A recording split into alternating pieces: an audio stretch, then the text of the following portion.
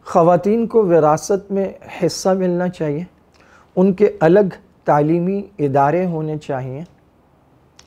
خواتین جہاں ان پہ گھریلو تشدد ہوتا ہے، ایسے مردوں کی حوصلہ شکنی ہونی چاہیے، ان پر سختی ہونی چاہیے۔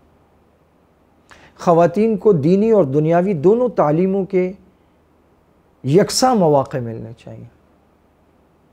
عزت کے نام پر قتل کی حوصلہ شکنی ہونی چاہیے۔ یہ جو قرآن سے شادی اور یہ سارے معاملات، اس پر سخت ایکشن لیا جانا چاہیے، لیکن ان خواتین کے خلاف بھی سخت ایکشن لینا چاہیے جو گندے نعرے لکھ کے روڈوں پہ آتی ہیں، فحاشی اور عریانی پھیلاتی ہیں اور مردوں سے ٹکراؤ کی صورتحال پیدا کرتی ہیں اور جوائنٹ فیملی سسٹم سے عورت کو توڑ کر باہر لانے کی کوشش کرتی ہیں۔ یہ اس وقت کیوں آواز نہیں اٹھاتی جب بھٹے پر خواتین سے زبردستی مزدوری لی جاتی ہے، جب عزت کے نام پہ قتل ہوتے ہیں، اس وقت کہاں مر جاتی ہیں ساری موم بتی آنٹیاں؟